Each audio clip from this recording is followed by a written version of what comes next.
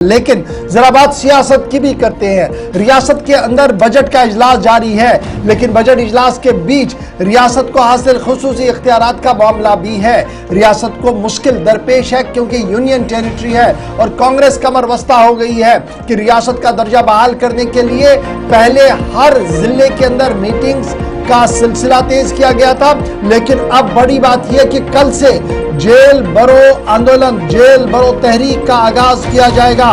कांग्रेस की तरफ से कल 24 मार्च से जेल भरो तहरीक का आगाज कर दिया जाएगा और कांग्रेस का यह मानना है कि जो statehood campaign, restore statehood campaign आज से एक माह पहले मुख्तलिफ जिला हेडक्वार्टर्स पर मशावरतों और मीटिंगों के साथ शुरू की गई थी और लगातार पार्टी की लीडरशिप बता रही थी कि वजीर आजम, वजीर दाखिला ने जो ऐवान के अंदर वादा किया था उस वादे को पूरा किया जाए और ये सेमी स्टेट, आधी स्टेट वाला मामला नहीं चलेगा। इसके बाद अब तीसरा पड़ाव आ गया है जब 24 मार्च से जेल भरो तहरीक कांग्रेस की तरफ से शुरू की जाएगी। मरकज पर ताबड़तोड़ हमले करते हुए तारिक हमीद गरा की तरफ से कह दिया गया कि बातें तो बहुत सुनी, लेकिन जमीनी सूरत हाल ये है कि आज भी अवाम गोनागो मुश्किलात से दो चार है। रियासत के पास हुकूमत है, लेकिन इख्तियारात के बिना ही हुकूमत चलाई जा रही है, जिसकी वजह से कई बुनियादी मामलात और मसाइल को हल करने के लिए मुश्किलें दरपेश आ रही है। लेकिन अवामी आरा को मद्देनजर रखते हुए कांग्रेस दर दर और घर घर भी जाएगी, न सिर्फ अवामी राब्ता मुहिम को तेज करेगी बल्कि अब कल से बाज़ाब्ता तौर पर जेल भरो तहरीक का आगाज कांग्रेस के लीडरों की तरफ से ऐलान कर दिया गया है। बड़ी खबर कि कांग्रेस कल से अब असेंबली से लेकर सड़क पर, मैदान पर आएंगी। सीधे चलेंगे तर्जुमाने आला रविंदर शर्मा हमारे साथ फोन लाइन पर ज्वाइन कर चुके हैं। रविंदर जी बहुत शुक्रिया ज्वाइन करने के लिए।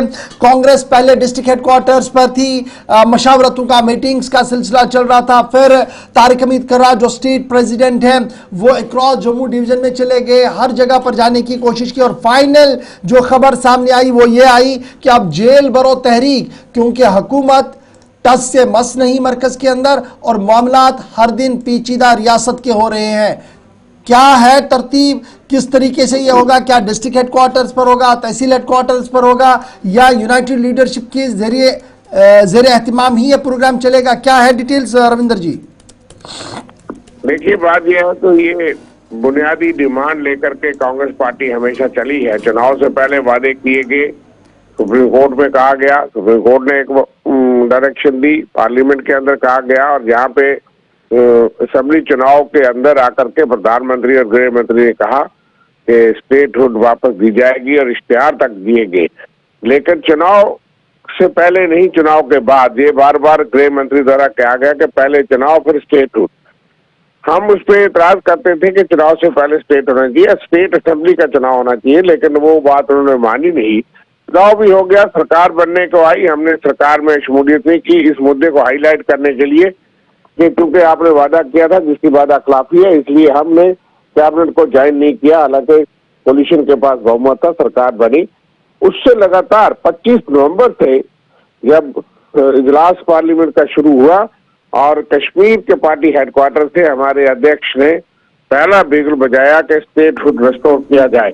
उसके बाद आप देख रहे हैं कि राजौरी में, पुंछ में, डोडा, किश्तवाड़, रामबन, कठुआ, सांबा और जम्मू जिले के, जम्मू देहाती हर जगह में हम पहुंचे लोगों को जागरूक करने के लिए, तैयार करने के लिए कि अपनी हक के लिए तैयार हो जाइए, हमारी रियासत हमारा हक, ये अभियान लेकर के हम चले हैं। और अब कल से जम्मू जिला के अंदर, जम्मू सिटी के अंदर कल तालाब तिल्लो शाम को जो है वो इसका प्रोटेस्ट मार्च किया जाएगा। हमारी मंशा तो पीसफुल प्रोटेस्ट मार्च है, फिर सरकार की मंशा क्या है, वो जेल में ले जाए या कहाँ डाले वो जाने दें। हमारा पीसफुल मार्च है, हम सत्याग्रह की पार्टी है, महात्मा गांधी की पार्टी है कि जितना दम नॉन वायलेंस पे है, पीसफुल प्रोटेस्ट और सत्याग्रह में है, हम सभी से उतना दम वायलेंस में नहीं है। और आज एक बहुत बड़ा दिन है भगत सिंह शहीद आजम सुखदेव राजगुरु को श्रद्धांजलि देने का, इसलिए हम महात्मा गांधी और कांग्रेस पार्टी के उन असूलों पे, विचारों पे चल करके इस स्टेटहुड को लेके रहेंगे। ये हमारा हक है, लोगों का हक है और इस हक के लिए ये जंग जारी रहेगी, चाहे उसके लिए कितने धरने करने पड़े, प्रदर्शन करने पड़े, सेमिनार करने पड़ेंगे। हम उस चीज के लिए एक मूवमेंट जो है वो चलाए जा रहे हैं, इस मूवमेंट को तेज करेंगे, रोज करेंगे। आगे आगे आप देखिए कि एक संघर्ष, बहुत बड़ा संघर्ष बनेगा। अच्छा, ये जो कल आप कह रहे हैं कि तालाब तिलू से आगाज होगा, तो क्या यहाँ पर सीनियर लीडर्स भी दिखेंगे या डिस्ट्रिक्ट हेडक्वार्टर्स के जो आपके लीडर्स हैं वहां से ये शुरुआत होगी? नहीं, देखिए यहाँ भी हम गए, पूरे सूबे में जम्मू प्रांत में सीनियर लीडर, टॉप लीडरशिप जो है वो पीसीसी प्रेसिडेंट की क़यादत में सारी टॉप लीडरशिप पीसीसी की भी थी। और कल भी आप देखेंगे हर जगह जो सीनियर लीडरशिप है वो शमूलियत कर रही है और लोगों में एक मूवमेंट पैदा करने की तैयारी है और आगे के लिए संघर्ष के लिए हम तैयार हैं। क्योंकि हमको केंद्र सरकार की मंशा पे शक है कि ये रियासत की बात जो है उसको आप भूलना चाहते हैं, ना उस पर बात करते हैं।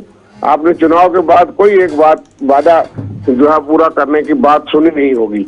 इसलिए कब तक जम्मू कश्मीर इंतजार करेगा? एक हक छीना गया था, एक पहचान, एक स्टेटस, एक डिग्निटी जो है, और खास करके डोगरों की बात अच्छा जी, रविंद्र शर्मा साहब, बड़ा इंपॉर्टेंट है जब हम स्टेट प्राइड की बात करते हैं, स्टेट रेस्टोरेशन की बात करते हैं, तो हमने ऐवान के अंदर सुना था कांग्रेस के लीडर्स कह रहे थे कि जनाब एक ज्वाइंट पार्लियामेंट्री पैनल या ज्वाइंट असेंबली का पैनल बनाया जाए जो दाखिला वजीर के पास जाए, मरकजी क़यादत के सामने जाए। उन्होंने कहा कि जनाब ये लैतुलैल से काम लेने वाला मामला नहीं है, हसास रियासत और यहाँ पर रियासत का दर्जा बहाल किया जाए।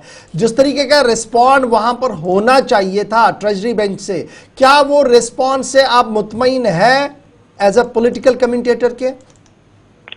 देखिए, ऐवान के अंदर हमारे विधायक, हमारी पार्टी कई मशवरे देती है और उसमें सरकार की क्या सोच है उसमें मैं नहीं कुछ कह सकता, लेकिन हम तो हमेशा चाहते हैं कि यूनाइटेड स्ट्रगल हो। बीजेपी जवाब दे कि वोट मांगने के लिए आप स्टेटहुड का वादा करते हैं और फिर आज उनका क्या स्टैंड है? जो आज इस बात की विपक्ष कौन है? भाजपा सेंटर में है, भाजपा ने वोट मांगने के लिए ये वादे किए, भाजपा ने ये हक छीना, ये पहचान छीनी, फिर डोगरों की शान पहचान की बात करते हैं। सबसे बड़ी शान पहचान तो डोगरों की भाजपा ने खत्म की है। डोगरा शासन ट्रेजरी बेंच जिस तरीके से इसको माइल्डली ट्विस्ट करके चलता है, उससे कांग्रेस मुतमईन है या कांग्रेस को अपने अप्रीहेंशंस है कि ट्रेजरी बेंच को जिस तरीके से बोल्ड होकर आना चाहिए था और ये जो तजवीज़ आ रही थी कांग्रेस, बीजेपी, नेशनल सारे मिलकर दिल्ली जाएं, बात करें, डिस्पाइट कि एक रेजोल्यूशन भी पास हुआ है कैबिनेट से, तो और ज़्यादा मजबूती होती, उस पर कोई बात क्लियरिटी नहीं हुई। देखिए, बात यह है कि सरकार का अपना तरीकाकार है। हम पार्टी की बात करते हैं कि कांग्रेस पार्टी इसमें फोरफ्रंट पे है। एज ए पार्टी हमने सुझाव दिया कि कोई भी इनिशिएटिव सरकार के कामकाज को कैसे आप देखेंगे इस पैटर्न पर? सरकार का जो व्यू पॉइंट इस पर है उसे आप मुतमईन है? देखिए, सरकार अपनी तरीके से प्रयास करती होगी। सरकार, मुख्यमंत्री वहाँ मिलते हैं, उनसे बात करते हैं, हम विश्वास करते हैं कि वो भी बात करते होंगे। उनको क्या कहा जाता है, जिस तरह से कहा जाता है उसमें विश्वास करते हैं। लेकिन हम ये महसूस करते हैं कि कोई भी चीज, हक जो है उसको लड़ने के बगैर मिल नहीं सकता। हम उसकी आवाज, जनता की आवाज बनाना चाहते हैं और ये जनता की आवाज बन चुका है। और हर जनता, कोई लीडर बीजेपी के खामोश हो सकते हैं, लेकिन आम जनता, हर आदमी ये महसूस करता है कि चुनाव के बाद इलेक्टेड गवर्नमेंट भी जो है वो स्टेटहुड के बगैर कोई काम डिलीवर नहीं कर सकती।